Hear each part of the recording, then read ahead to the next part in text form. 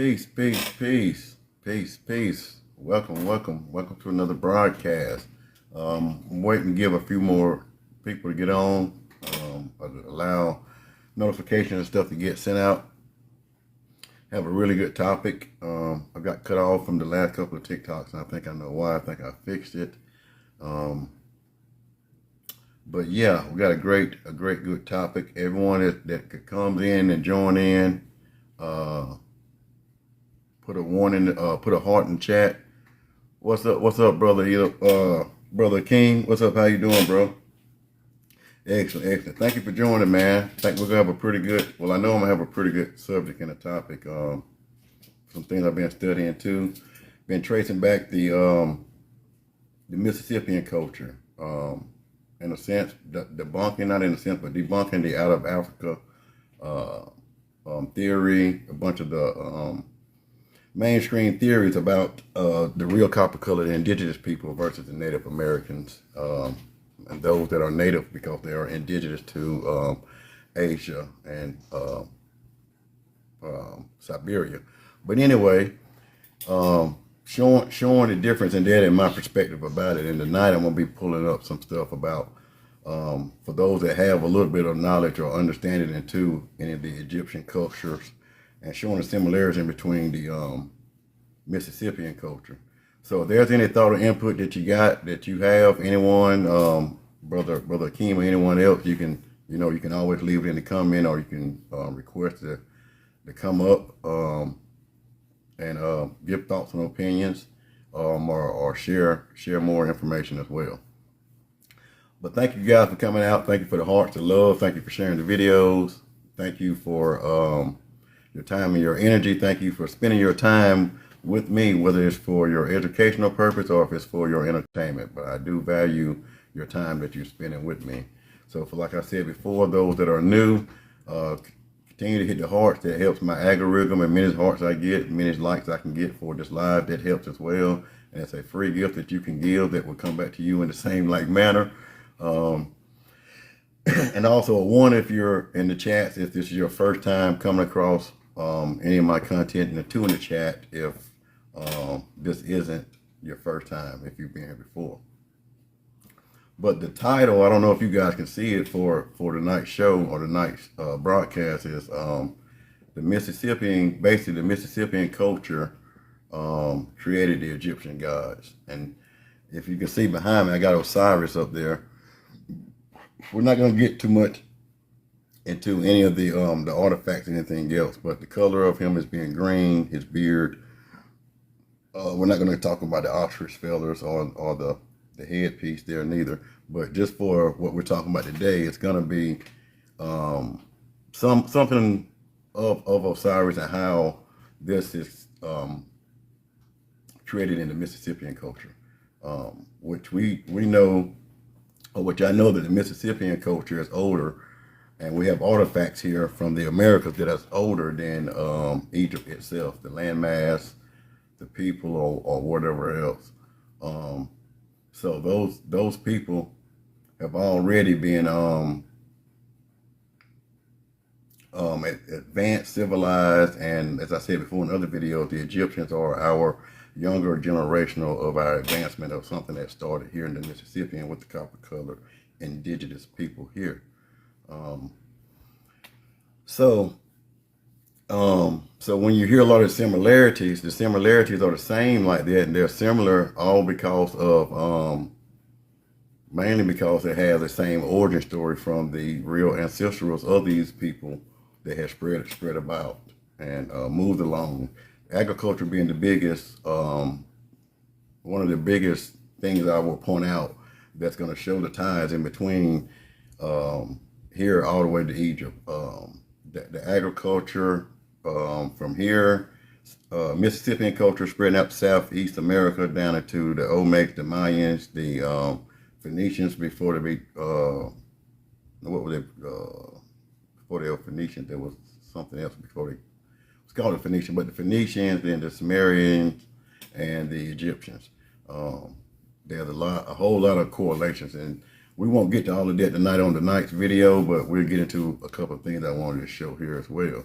So Appreciate you sharing the videos, sending the repost out so your friends can catch this live as well during the same time. So I thank you for this. So thank you for sharing. Thank you for the ones. Thank you for the hearts, etc., etc. But Osiris being one of the originals in the Egyptian gods, and you know, so the backdrop on him is about his mama Isis getting his daddy bodies after he was killed by his brothers or whatever, and got the body long enough to have a child, and Osiris is the child of him. And so in the underworld, so you have the upper world, you have the middle plane, and you have the underworld. And Osiris, being the son or the god of the underworld, now since he was fixed since he was fixed by his wife, and once he was able to make his son Haru, he was brought back to the underworld, became the god of the underworld. And anytime you see the Egyptian beard braided on the Egyptians, some may call it the false beard, but that's for later teaching and thought. But for our ancestral people, the indigenous people, we had the mustaches. We had the beard, the mustache, and the long part. That represented wisdom, authority, and being wise and knowledgeable. So that came with your age and your wisdom and your experience for just having that grown. Being braided or being plaited is a different thing as well. So that's what it looks like, the braid. I got a homeboy, I couldn't get in contact with him. I'll go ask him about if I can get the picture of his. But you'll see it like most Vikings. So the braided one is for the eternal God once you're dead, or once you're in that realm of the underworld, or you're no longer living physically. You become that spiritual essence. This is where you get the braided beard, the completed part, that braided chin beard. But before or while you're living, it's not braided. It's not depicted as braided. It's depicted as a square with a bunch of lines in it. So you can imagine my beard down here hanging down just four, and I don't twist it, I don't braid it, and just put rubber bands in it. Starting from here, my rubber bands would come, they would loop, loop, loop, loop, loop. And that's what the pharaohs used in symbolization of their deity as well, or their authority and their godlike as well. And y'all guys, give me a second. I just want to check something, because I've been seeing something pop up. I just want to make sure that okay, I don't see no one. Anyway, so while he was living, he didn't have it braided. The braided only represented the afterworld. But anyway, that is a representation of something Osiris did, or represented with his beard, coming from the underworld. The underworld being represented also as Nun or Nun, the primeval waters. So in their creation story, the primeval water, the chaotic water, was the only thing here around in this realm on the earth. And out of it, the earth rose. And I forgot the name of what you would call the hill or the mound of the earth that first rose. And then you had Ra that came into existence, the self-created one. Ra come into existence. So that'll come into the conversation as well. But whenever you have the bearded part or the other part, the bearded part is for the afterlife. So you see any pharaoh depicted in any hieroglyphs or in any statues or anything else, they got it bearded is after their death. And if there's on a hieroglyph or on any other things with it in the square, or like I was saying, like the rubber bands connected, then they are still living. But as a correlation, I want to show you in between Nun, the chaotic water, and the serpent, the beard of Osiris, and a later on American artifact. And this, when I come to the American artifact, I'm going to show you at the end where it all ties back to the Mississippian, or the original stories, or the original creation of these entities, and how they're displayed here, and the real meaning, or the real story behind and what they are. So when you deal with Ra, Ra the green, it stands for agriculture and the new life, rebirth. and things of that nature. So that goes with agriculture. Whenever you have a plant that lives, and once you get the fruit off of it, you take the seed after the plant and the fruit has died. You take the seed and replant it back in the earth, replant it back in that mound that we were talking about earlier. You plant it back in the earth, and it's going to have a rebirth. It's going to have a resurrection. So it's going to rise again. So if you plant a corn seed from a corn plant, it's going to rise again, and you're going to have that corn plant again giving ears of corn. So the resurrection, the green, the new life, and all those things, that is an agricultural teaching. And so in order to have agriculture, you must have a sense of knowledge. If you know anything about farming or agriculture, it doesn't just come with just putting something in the ground. You're going to have to do it, see it, and how to be a successful agriculturalist. Anybody can put seeds in the ground, but it doesn't mean you're going to get a respectful or a harvest. So when you deal with agriculture, give me 1 second. You got to deal with soil, knowing soil types and how the soil is going to act and give the seed what it needs. You're going to have to know that that's what the earth is doing. That's what the soil is doing, is giving the plant what it needs in order to be as successful as it possibly can, and to give you the highest yield or the highest fruit yield or outcome of its lifespan, in order to give you more seeds, basically. The reproduction of agriculture is to give you the multiplication of seeds. You plant one seed, you get one. You plant one apple seed, you get an apple tree. You get continuous millions of apples and apple seeds. Same thing with corn or any other fruit or vegetable you grow. You plant one, you have plenty more. So it's like perfect. So that renewing, rejuvenating, represented in the spiritual realm of Osiris with the greenness, agriculture. So once you can understand and learn more about the soil, then you can understand why the plant is doing what it's doing. If it can be pushed for a better, more productive life, or if it is bad soil and something needs to be done to the soil, if you need to change the soil and get the soil right in order for it to do that. So that comes from time and years of study. And the Mississippian culture, as I spoke earlier, has the oldest known civilization when it comes to agriculture. And when you break it down, you'll find out a lot of the languages and a lot of the things as Paleo-Hebrew, or what we know as Hebrew, or some of the things that were spoke by the Egyptians, even though mainstream tell you there's a big distance because they want you to tell you that. But if you use logic and look, you'll see a lot of the same things. And they all started here. Just like the first alif, the first sign in Paleo-Hebrew, it comes from a plow. Plow comes from agriculture. You only need plows for plowing up the field, tilling the soil, getting ready to plant. So that agriculture allows you to advance in civilization, allows you to feed and take care of a lot of people. And so if you have to grow in the numbers, so does the work and labor force increase, or whatever else you're coming together to do.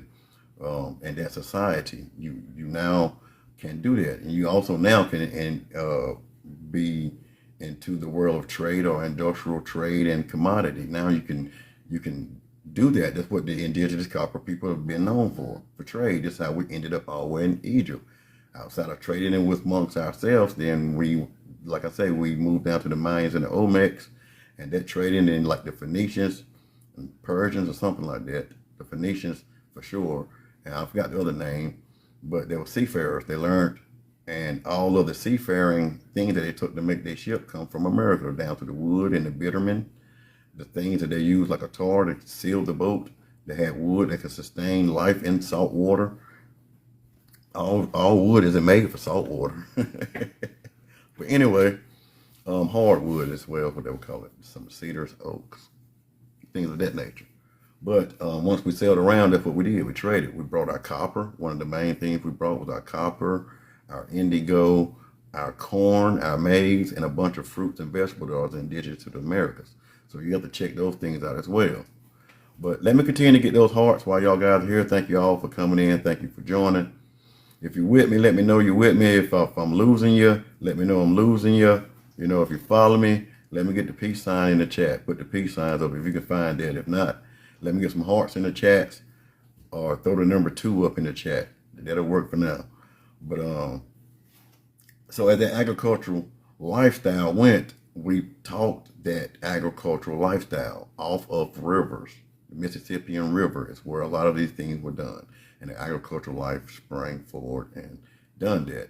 And even the maize, if you look at the maize or the corn that was created, it was not genetically modified. We did that through taking crossbreeding plants and coming up with the corn, two different type of grains or two different types of plants, and created the corn, which all throughout history that we know now, we can go back as far as history you want to get, you're going to find maize talked about in that, in some of the major civilizations. But anyway, so Brother Osiris there and the beard, and let me see, can I get this right real quick and do the, where's my, here we go. See, can I get the beard here? I want to show you guys, just to give you another picture of the beard. And this is a picture off of the King Ramses the second ones. I got it off of, I could find it. I thought I had it. I might not save it in this set of, I thought I saved it in this set of my stuff that I have for here. Well, I don't have it, but anyway, if you get a closer look at that beard, and the next time I go live, I have a close one. Excuse me, I'll put it over here in my screenshot selection. But it looked braided. It looked like snake skin. It looks like the markings of a serpent. Even though they're braided, you saw the triangles or the markings of the serpent skin on the top side. And you know, the serpent has a different look on the top than it does on the bottom, the underneath. So that's something else I'm gonna show you guys in just a second. But let's keep going. So I'm gonna show you this bird here. If anyone's on here, if you know what this bird is, tell me what this bird is. And if not, I'll tell you in just a little bit. Just give you a chance to do it. If you know what this bird is, tell me what that bird is.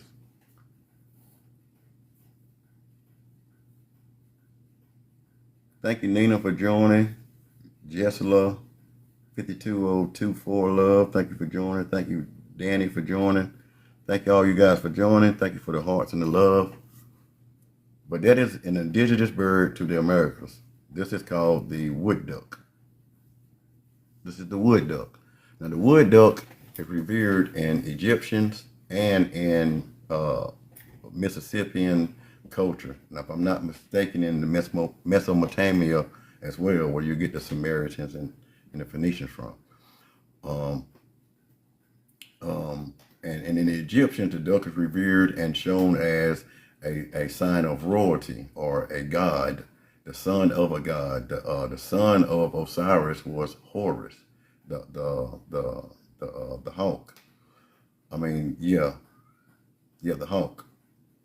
And Ra was the falcon.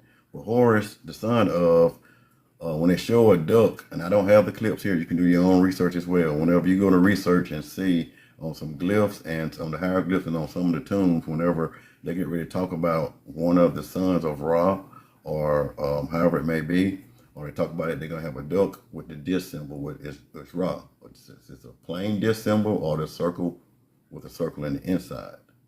That is the Ra symbol. That's the symbol for Ra, the god Ra, the self-made God, the one that showed up right after the land appeared out of, we're going to say out of the land, and agriculture came out of the chaotic water, out of Osiris. When the mounds came, agriculture, green lands, Ra, the sun that gives the heat and all the other things to the life of the plants and everything else in agriculture. The sun god, the true S-U-N representation of the sun god, not the S-O-N. And we get into the Bible on another time and use a lot of those references. But anyway, you got this duck here is revered as a very, very significant bird in the Mississippian culture and into the South American, Native American copper colored people. And the reason why, because he's representing three worlds at one time. He's able to fly high in the sky. He's able to walk the earth in the middle plane. And he's also able to go down to the deepest parts of the river and to dive deep into the chaotic water onto the underworld and eat off of the bottom of the river. and be able to detect what's good and what ain't bad. So he's not going to the bottom just eating anything off the bottom. He's getting, or she's getting, good food from the bottom. But the duck is royalty, remember that. And just similar to the Mississippian culture, when I show you the artifact that was found in Alabama, and we're going to look at that artifact and a bunch about that artifact and give you a lot of more reference into Osiris, like as being a god as well. We're going to give you more about the upper, lower, and the middle plane, the underworld. And we're going to show you the connection in between the serpent as well. So, and the serpent is represented Nun. Primeval waters over here in Egypt, Mesopotamia, Samaritans, and the Mississippian culture is more as the chaotic waters, And so out of Nun, you got Mayat that come out later on, the harmony of these gods, agricultural life, Ra, Horus, the mounds, all that good stuff. So, but let me find the rest of my receipts, and I can't pull it up here, but this is the we continue to see, can I get it up? That's the male, and this is the female. And I don't know if this will allow me to bring it down to this one, but this is the female here, and you can see on her eye a little bit in that jaw there.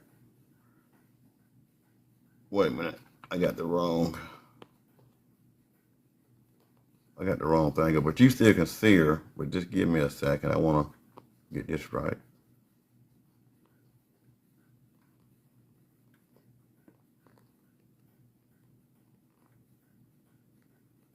Yeah, but I don't know if y'all guys can see it, but right above the heart, she has the eye motif too. It's all white, and it comes across her eye, just like the eye or the motif of Horus or Ra, in a sense.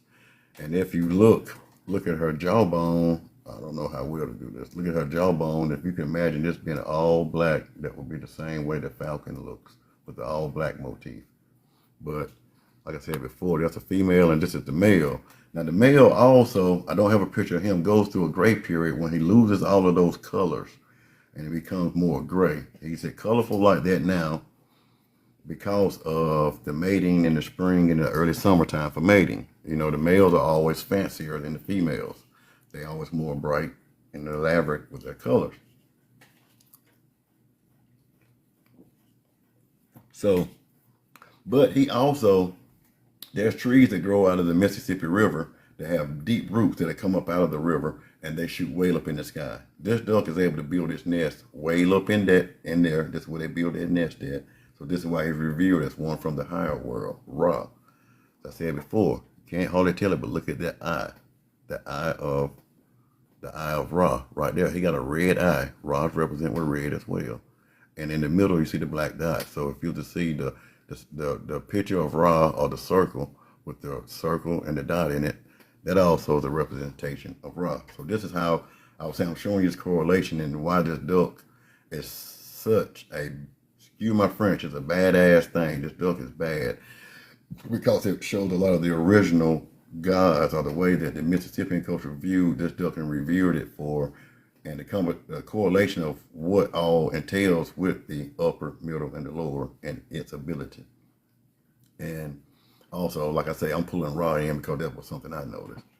But this right here is the piece of the pottery. And if you can see that, let me see, can I get the smaller version where you can see more of it?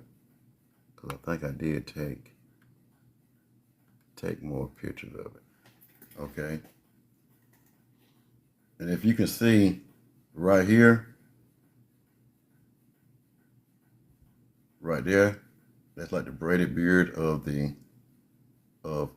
Osiris, or the dead, the spiritual nature of the dead pharaoh.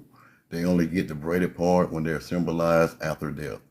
They're immortalized as a god after death, and they're showing the braided part.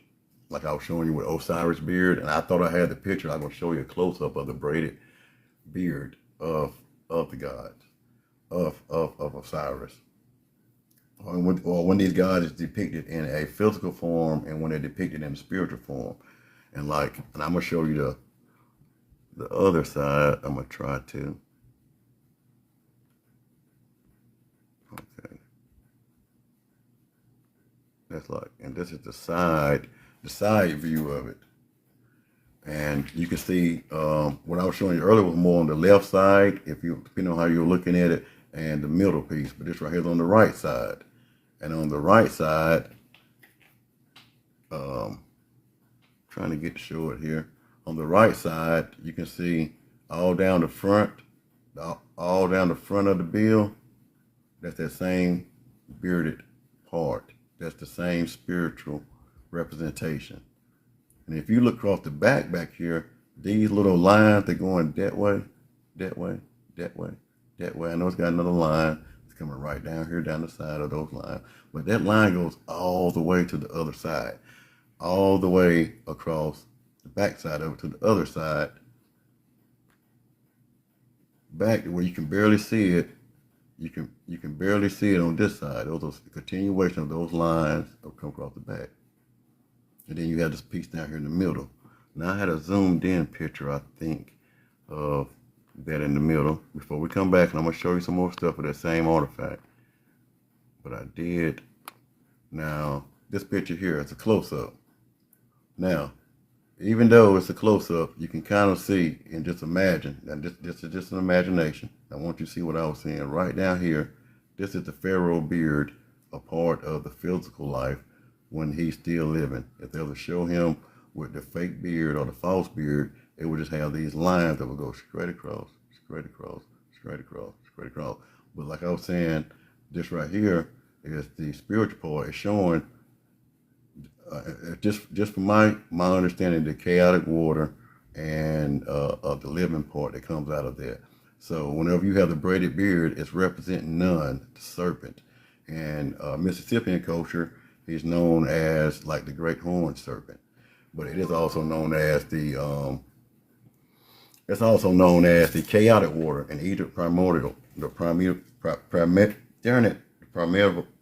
water. But it's that same serpent tip. So let me get back over here. And so when you look at that, you see, and if you can look at the eye too, you see the eye of Ra there in the middle. That's the eye of Ra, the circle inside of the circle. And if you see the outside here, this is the eternity, protection, peace, and mostly eternal peace and protection. Something that comes with a God, that type of eternity. This Godship he has is eternal and is protected in a peaceful nature. And it's ruled by Ra, the self-absorbed and self-God. However, whatever. And then if you to take that same sign over the eye and think about the Pisces symbol and cross it off, Christ brought in the teachings of eternity, a heavenly Father, something that was eternal, spiritual. But anyway, I'm just throwing it out there.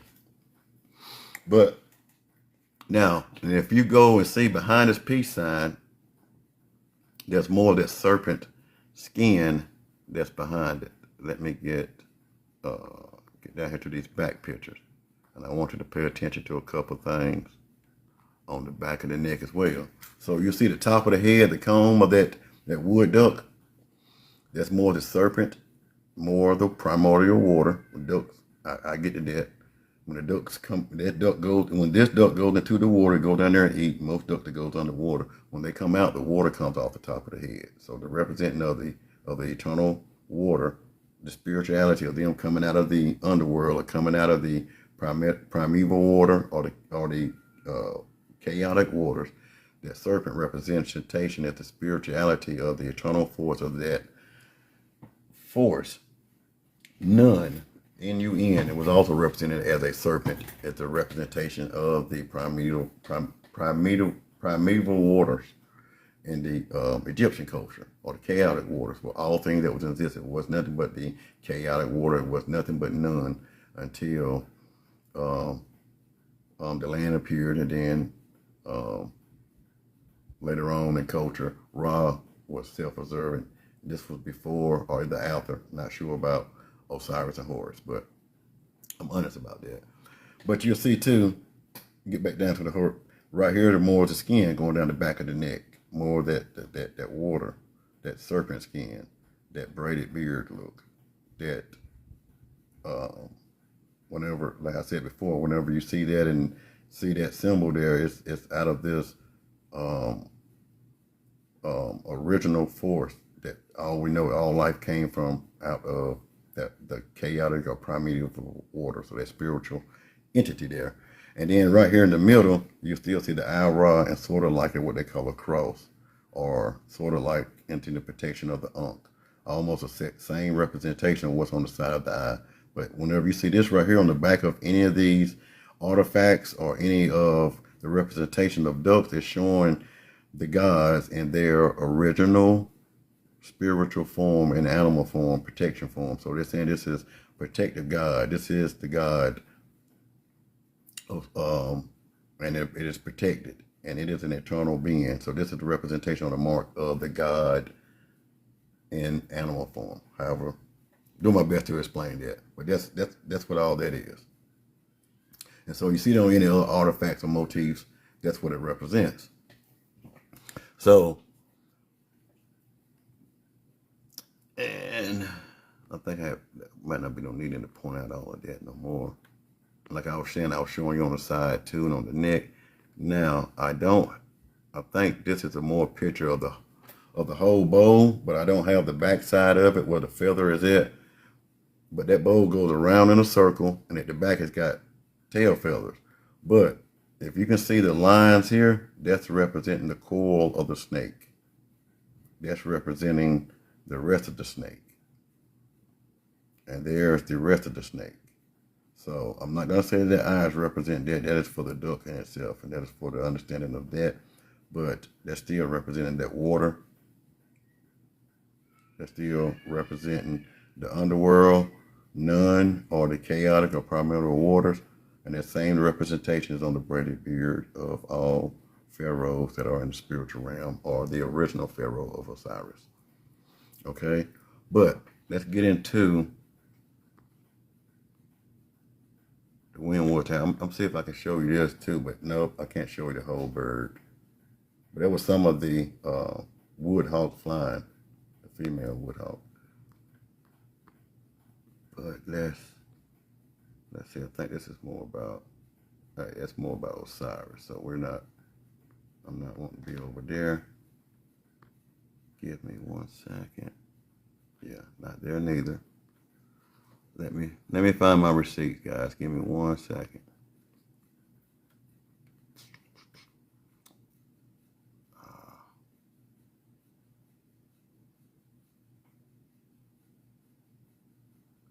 And Mr. Benjamin, you just got yourself with that spam BS. You got yourself blocked and cut off here, bro.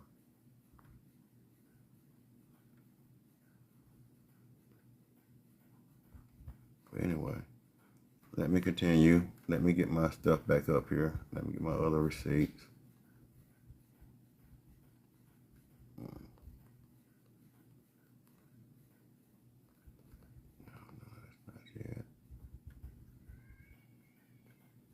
Give me a second, guys. I'm working with trying to get these right receipts.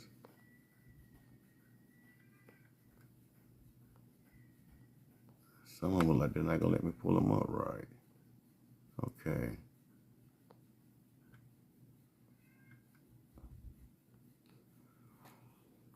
Y'all bear with me, bear with me.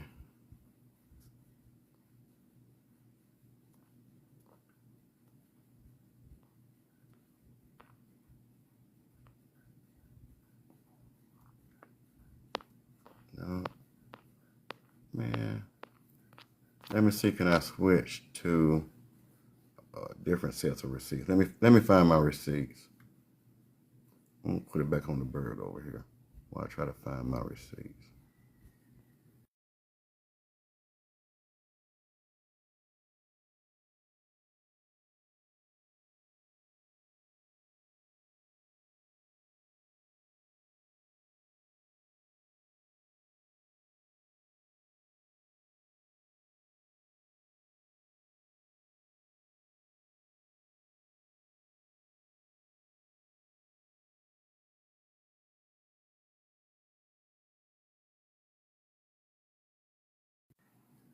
think it's this one.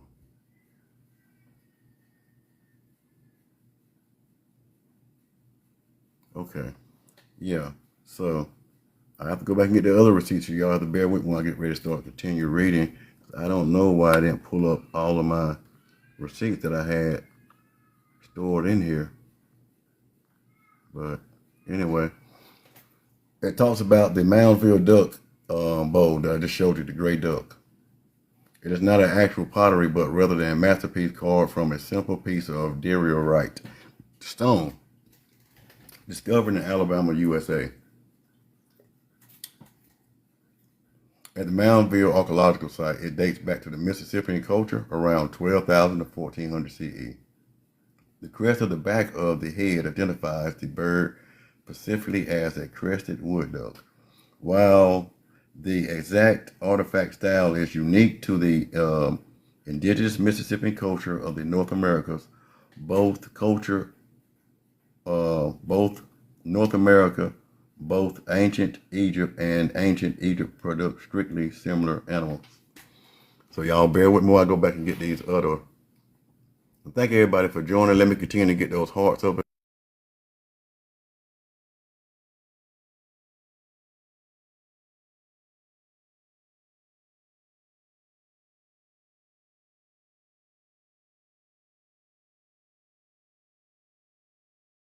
I think this is the next one. Let's see. To the Mississippian universe. Okay, so this is telling you a little bit about the Mississippian culture too. To the Mississippian people, and I'm right here. That tells more about the mound and stuff, so you can read it for yourself. But I'm down here. To the Mississippian people, the universe was not just a physical space; it was a deeply spiritual, three-tiered cosmos connected by a central axis, Mudi.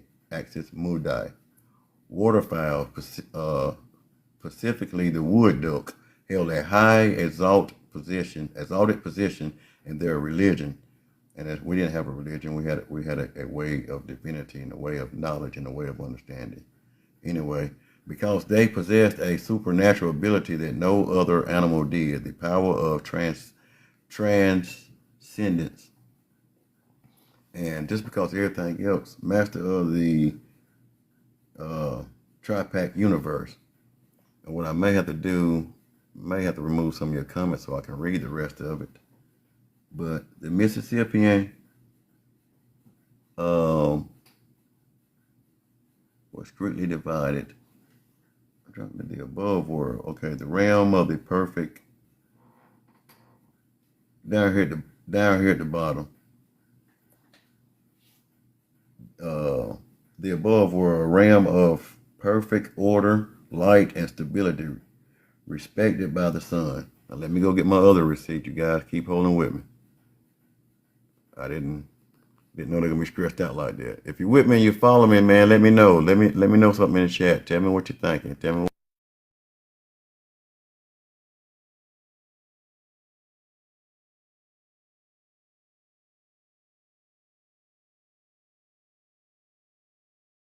Here. Okay. And then you will have at the top up here, the middle world, earthly plane, where humans, plants, and I can't see it because it's all the way up in there, but celestial or terrestrial animals live, trying to balance the force of the worlds above and below. The beneath world, the underworld, a chaotic, watery realm. Chaotic, as I said, the primeval water, the chaotic water, realm of the fertility, darkness, and for psychological depth, ruled by fish, amphibians, and the fearsome horned serpent, the horned serpent. So that representation I was telling you earlier, this is some of the Mississippian culture. And we'll get down here to the waterfowl in just a second. But when we're talking about the serpent, the markings of the serpent, the crosses, the same bearded markings and the makings of the beard of Osiris and the pharaohs and coming up out of Nun or Noon. Same way that duck had the snake skin on top of it. So when you see the snake embodied in something, it is representing noon. It is representing life. It is representing origin of all creations. Out of that did all things come from. So whenever you see the serpent, and the indigenous people know the serpent, we have artifacts too that have those things on it, and they talk about and they describe certain things. But that serpent in that whole circle is noon. It's representing life, eternity, and the everlasting going of that eternal power, or the eternal source of force. So back up here at the waterfowl. Waterfowl was seen as the cosmic navigators. A wood duck could walk upon the land, this world, swim, and dive deep beneath the water surface into the dark mud, the beneath world, and then take flight directly into the open sky. Not have to get out and wait for the water to come off its wing, but just leave there. Come up like they say that Haru arose out of the, when you see Haru in the spiritual nature, when he comes out of the, out of the deeps, out of the primordial water, when he was birthed out of that. And then when he came from the underworld, whenever the wood duck, where he emerged from there, he could come from there and take straight to the sky. The above world, because they could seamlessly transition through all three physical and spiritual dimensions without dying, they were revered as the ultimate symbols of spiritual boundary crossing safely through safe passages and cosmos harmony. Okay, I'm gonna get my next receipt.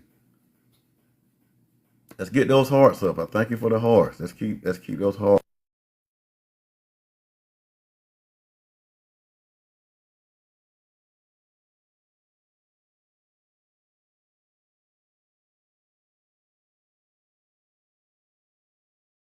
I'm gonna see. Okay, so no, I just did. I'm good.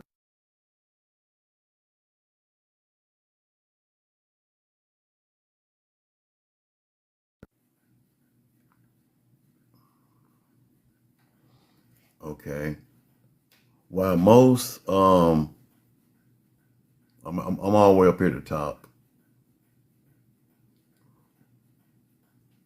Well, I think that's why most migratory ducks build nests in or along low shorelines. The wood duck uniquely nests high up in the trees. I'm thinking of the hollow cavities of massive hardwood trees near rivers and swamps. The hardwood trees. That's the same tree that's used for ocean travel and freshwater, saltwater, freshwater.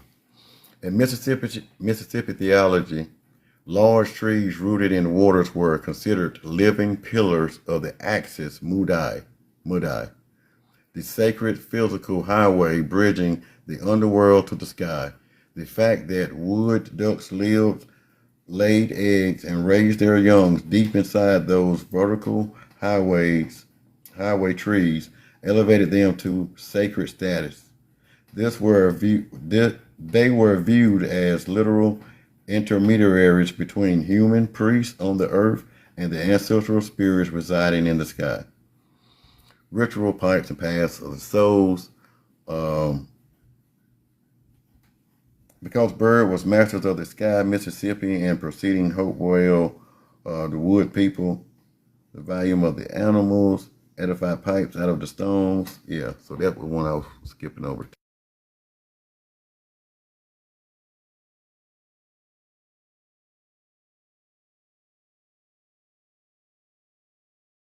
We're going to see what this one's talking about here. Okay, I was telling more about the pipes and the medicine made, tobacco from a bird, tobacco, another American product, stone pipe. Featured waterfowl were highly associated with the path of the souls, the journey a person's spirit takes after death, just as the ducks migrate across massive geographical Let's see, I get the rest of that word.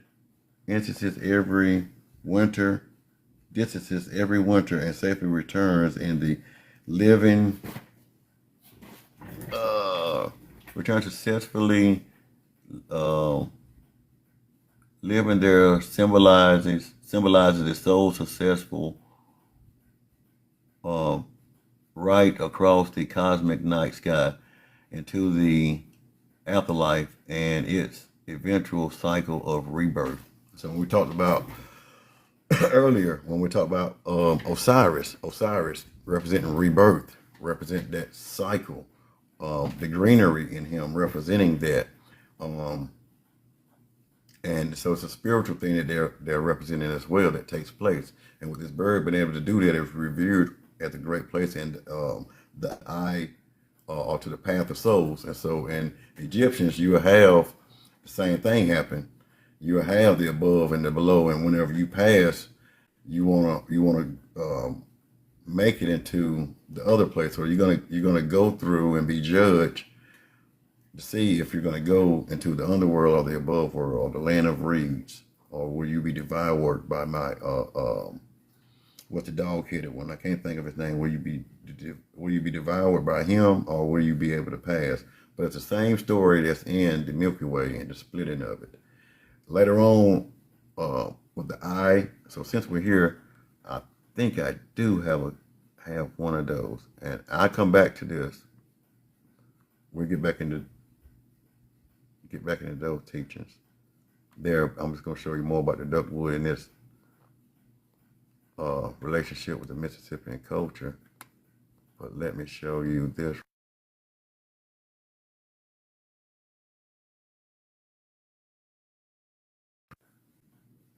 But you'll also see it in other cultures. But if you see the hands and the eye, and then up here there's a cross up here. This is the cross and representing eternity, the spiritual judgment, the cosmos.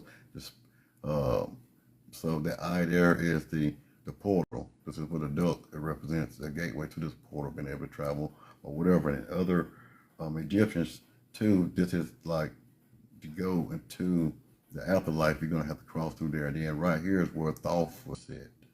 And he would judge you in the Milky Way, going in between the splitting up there, for the above and the below, however, whatever. But that's what I just wanted to show you that real quick. This is a Mississippian culture. So it was started here, like I said, older here. So whenever you see this and the teachings older, later on you get the Mesopotamian and they demonize it and say it's a bunch of other stuff. This is the same thing. And next time I do a video, I'm going to show you another one that they actually have of this that was in stone. And I don't know if it was in Egypt or was it found in Mississippian. And right up here at the wrist area, they have 3 dots.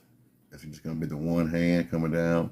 And then the other hand, I think this is 2 hands, basically. My opinion and my thoughts, my teaching, that these are 2 hands coming together, the works of your hands being judged, and to going into the afterlife or the eternal. But this is what's going to determine which way you're going to head into that. But now, let me get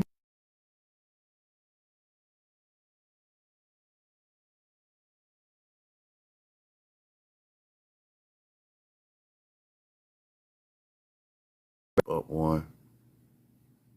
No, like,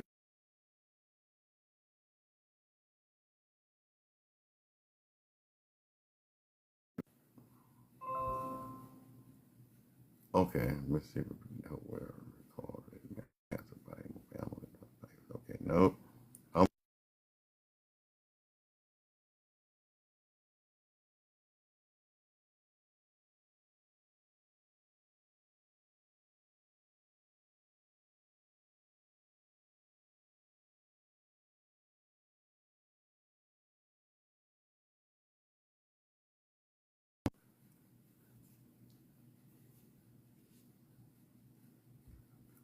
Okay, I think I did that about the 11 pillars.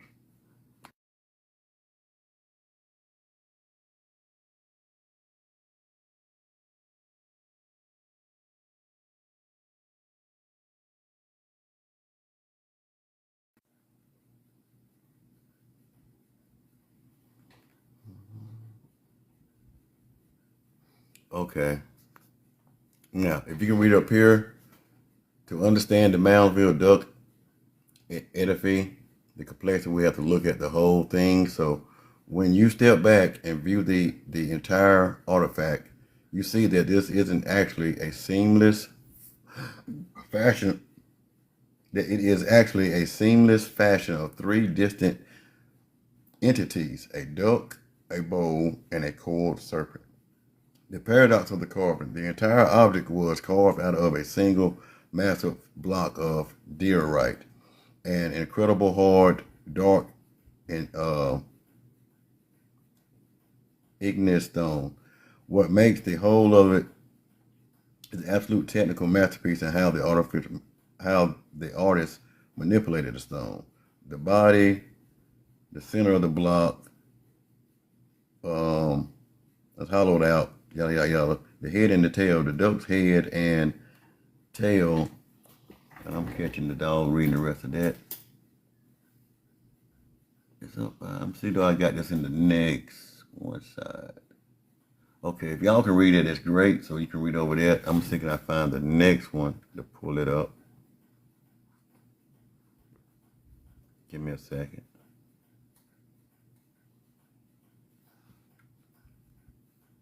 I don't know. They're asking me to invite somebody, or have they invited themselves? I see it going well. I think if you use a request or invite, you'll still be up there. Try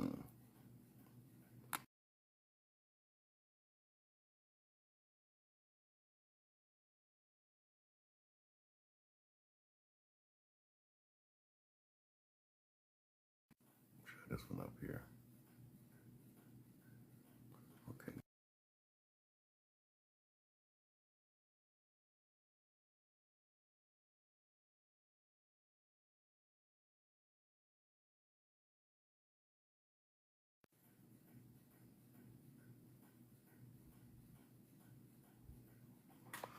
Okay. The swallowing motion. Okay. Well, I think this is another piece here. The swallowing motion, the way the neck loops downward and opens up to the bowl makes the entire entity look like a coiled snake opening its mouth to swallow. The cosmic balance.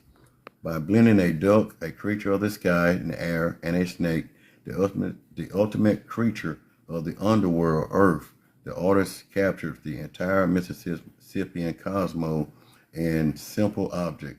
Holding this bowl meant holding the balance of the upper and the lower worlds in your hands, just meaning that you had mayat. I think what it is, mayat. You had balance. You had the balance in between both worlds and all three worlds. How it's used in Mississippian capital, but that was something I didn't want to.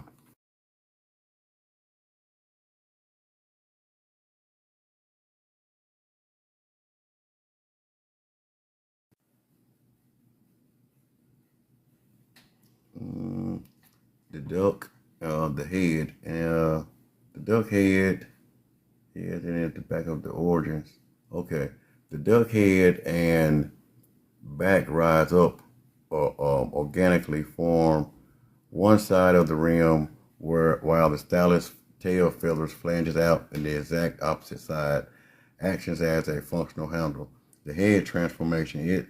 If you look at the head from the side profile, the neck forms a dramatic, graceful S-curve. The head loops back towards the center of the bowl, creating an open, negative space that gives the heavy stone an appearance of weightless. The sacred dual design, duck and serpent. When Mississippian artists carve water birds, they rarely carve just a bird.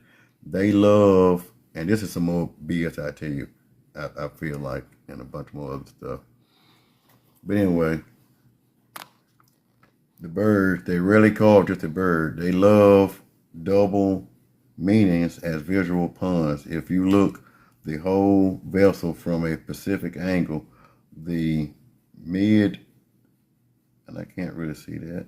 Give me 1 second. I'm going to have to try to take, and just for a second, I'm thinking I'll take my chats off the screen.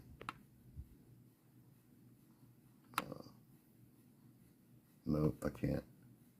But anyway, if you can read the rest of that, it tells you about the specific angle that the bird transfers into a snake, the scaled neck, the grid-like crosses, hatches, the texture, the beak, also wrapped in that same type texture. So that's what I was telling you earlier about that same type chaotic noon represented as the serpent. And Mississippian culture, the horned snake is represented as the chaotic waters as well. So the representation of that duck coming out of the water, you're going to have that spiritual eternal nature on you. So that serpent is represented sort of like the water as well. Same thing with Osiris coming out. And if he had that beard, the water would coming off. And the Bible has said that the anointing oil run off of you like the oil that ran off of Aaron's beard down here. That spiritual reference comes from here as well. Osiris beards. Down here, the father of agricultural life and rebirth and reincarnation. That representation of that. But let me get this other receipt. I ain't got but a few more receipts, and I'm gonna be out your hair until the next one where I can have all my stuff together in a better.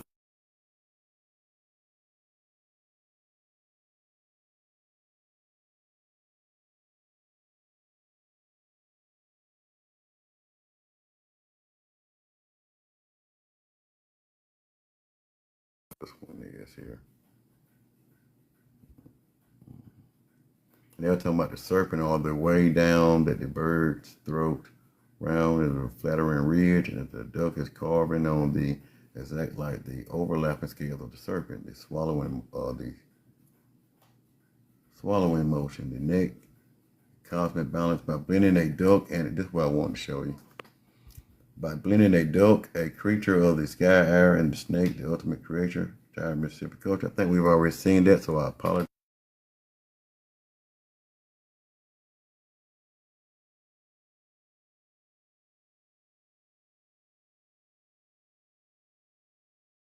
This is.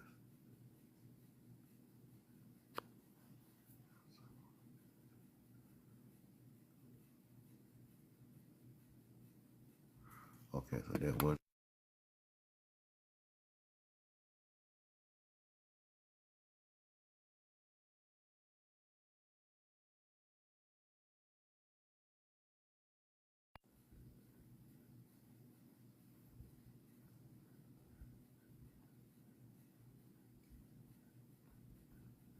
Okay, but yeah, so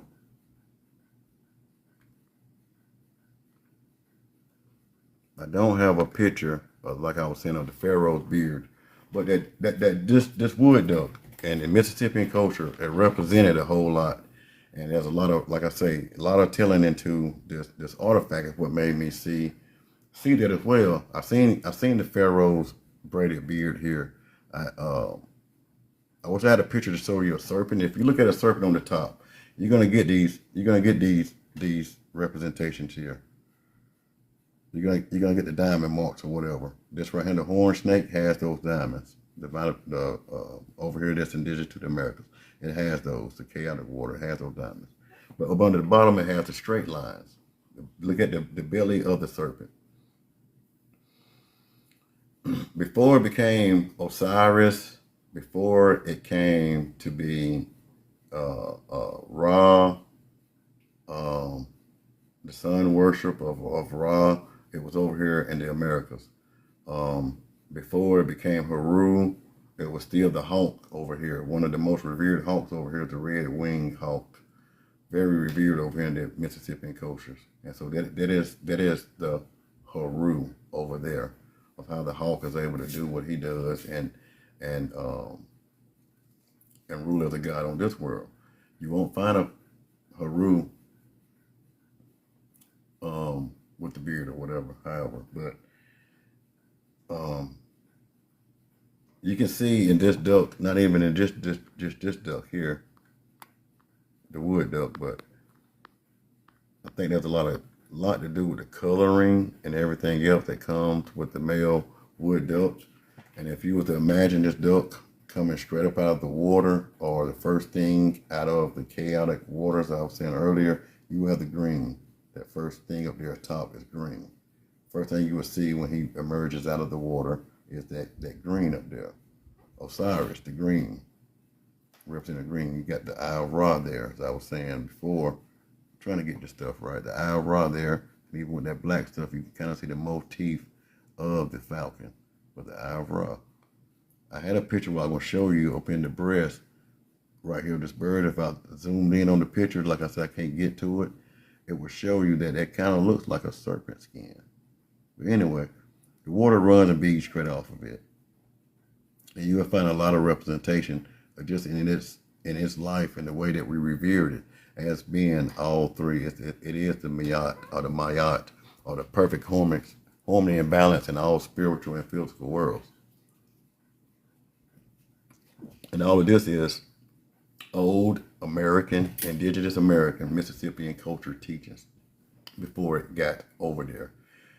As I said before, I believe this is just our people as we gradually increase in trade and went around the world.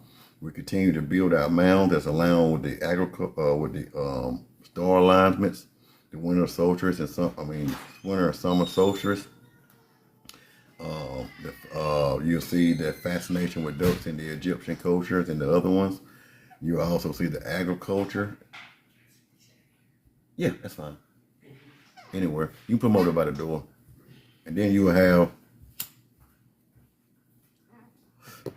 have agriculture. And the language that came with the agriculture, the symbols and the signs that they would use. You see, go back to some of the older Paleo-Hebrew writings, and you'll see the depictions. And you go back to the old Hebrew writing, or the even some of the old Paleo-Hebrew and the Egyptians used it. The sign of Ra was an eye. It was the same eye that be shown in the middle of the hand, or something like I don't know if you can see that. It'll be something like that. But the eye still in the palm of the hand. That's still representing the artifact I was showing you through the judgment. Once the soul leaves into the portal of the afterlife or the underworld, it's got to decide where the soul's going to go. There's going to be a judge there. And the Egyptians, it's Thoth. Thoth is the judge. It's the wisdom of this whole triangle thing. And let me pull this up real quick too. Let me see, can I pull that back up if I got it here? I may not. Let me see. This is the other thing I was showing you.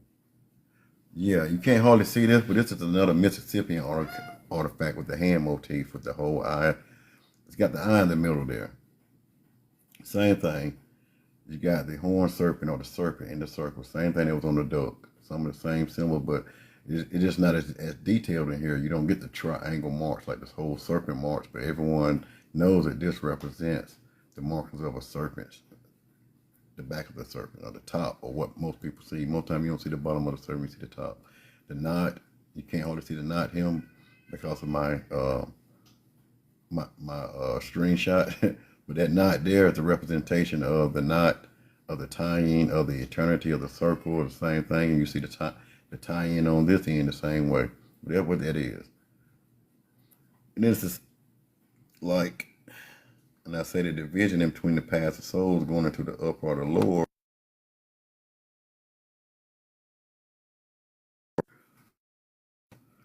Mississippi culture artifact. So there's the same thing. There's just up here that more the serpent, more the horn snake, the cross. You see the eye up there. This is where the judgment take cross. And also this can be represented as a calendar as well as time. They can be represented as time as well, a whole year, if I'm not mistaken. Whole 13 months, whole year. But up there, and then you have the division coming through there. But all of that you'll find in other places as well. But the origination, as I was saying earlier, that this comes from our culture. Before Egypt got it, it was brought through the, you'll see it through some of the Sumerians. And you'll see it through a lot of the Olmec and the Mayans. Our ancestors. As we went to different places and the soul got different, we built different, but it all started here. Thank you for the hearts. Thank you for all the gifts. Thank you for that as well. Thank you for the ones and the twos. And if you've been here long enough, are y'all still rocking with me? You still understand me? Am I making any sense? But do you see what I see? Do you see the resemblance in that? And I really do wish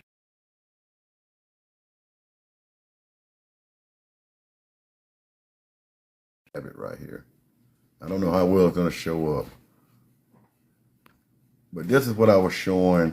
I may have the other one. This is what I was saying earlier about the beard. Serpents, the markings of the serpent. If you see it in the hieroglyph and the triangles that the serpent makes, that's a braided beard. But still, this is representing the serpent. The serpent is representing the spirituality and the godness. It changes this person into a god-like or one of divineness, one that isn't just physical, one that is spiritual in nature. So that's the best way I can describe it. But it gives them the God deity or the divinity of a God. And that is the water also, where all things come off of. And if you were to come and into the underworld and to raise yourself in the underworld, this is the representation of the things, I would say, that proceed out of the mouth. This is the outcome of that. The same thing you'll see up here on the side of this duck bill I was showing you earlier. The same braided snake skin there. This is the above, and this right here is some of the underbelly. I'm trying to get my finger to get it right. All of that behind there is the underbelly. This is a representation of this. That bowl was made out of a certain stone that is hard to work with and was created in the resemblance of this, its life, and the way it handled itself and the way they viewed it. So you're going to find none. You're not going to find Isis in this, but you're going to find Nun.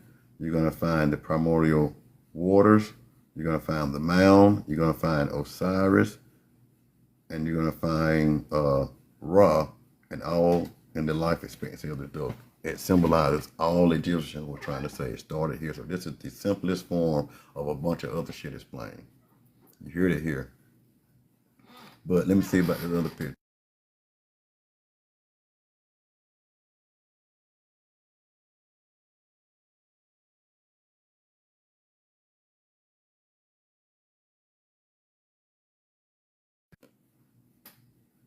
A real good close-up, and you can see, like I was showing you earlier, you can see the lines that go all the way back. That's the underbelly of the serpent. This is the top part of the serpent. All the way around, the top and the underbelly. The physical, the spiritual, right there. And you got a line, I would say, separating the two. But you have the spiritual God essence of Osiris or any other pharaoh that's shown in the spiritual nature of not being in the physical form no more. But when they show this physical form, they're showing you that they still have this God essence. They still are gods. The Son of God is depicted in all of their descriptions. When they have the Son of Ra, or they get the name of the pharaoh, it's going to be a Son of Ra or something like that. But it'll be the son of the Son, however you want it. But while he's living on this side of the physical side. But he doesn't lose that. When he's in this side, he doesn't lose the connection there neither as well. As being in that duck. The duck is able to come from the spiritual. The duck is able to come from the spiritual to come back to the divinity. And then when you see these lines too, divinity, I would tell you to be divine is also dealing with agriculture. Those are rows. Those are like lines of agriculture for plowing. Once you plow the rows, then you can plant in between those, and it will give you a lot of fruit. So there's a lot of symbolicness into the water, the serpent, and its makeup, this duck, and all of Egypt's gods, in a sense. I'm not going to sum them all up, but in some of the main ones. Consuming substance features in this live could harm your health. Nobody's talking about doing it with that. You're talking about. But anyway, let me get those hearts up. Where's the other photo I want to show before I get off of here? Well, I guess they're showing me smoking my cigar, saying it could affect my health, but hope that didn't harm the line.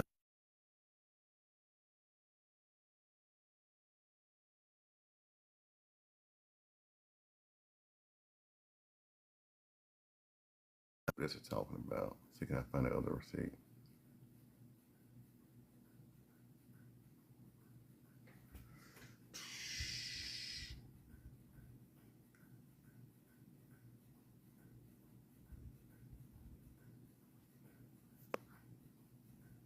Okay, tell you more about the horn serpent, knowledge and wisdom, and ancestral southeastern traditions like the Choctaw. These are some of the original people from the Mississippian culture. It's really Choctaw. Muskogee, the Creek, and the Cherokee who lived in the MSGA, Georgia, Mississippi, and the Georgia regions. The horned serpent was seen as an inspiring spirit. For example, the Choctaw named the deity Tinti Holo, viewing him as a master of wisdom who introduced language and agriculture to humans. Agriculture, Ra, green, not Ra, Osiris in the green, in the agriculture. All of that here. Okay, and where's the other one? I might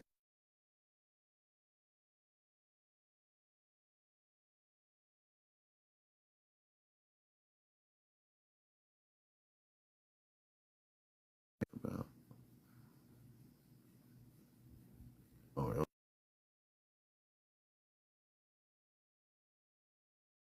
just talks about.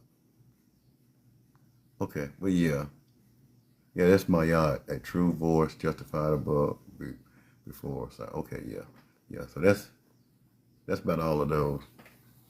But if you catch my drift and you catch my point, if you can see that, I do some more explaining. I get more of my stuff together. But when you look at that and you understand that the primordial water is always represented as a serpent, like Nun, or either as the horned snake, or it's represented as a serpent in these cultures, in these language, that is the same thing as the god of the deep, Osiris being the god of the underworld, um, being the first god or the deity that was placed into the underworld, that came from the underworld, that was built back in this earthly form, and had to go back to the underworld because of that, and became the god of the underworld, that representation of the life and everything else. I still believe it comes in this beard. Same thing on that duck bill. That duck bill showing all references of that. And like I said, that's found in Mississippi, Alabama. That's Mississippian culture pottery. And so the wood duck. Do your research and look at the wood duck and tell me what you think about the wood ducks and its impact on Egyptian culture. Okay. But until next time, I want to thank you guys for coming. Thank you for your likes. Thank you for your hearts. Thank you for your gifts. Thank you for the sharing the post. I look forward to you. Thank you for the new subscribers that's going to be coming and following and joining now. Looking for more information or being entertained, however it may be. I thank you for that. But know that this information is some good information, and that when it comes down to it, I'll be sharing more and more about me, myself, my understanding of my indigenous roots and the power and the magnificent, and showing you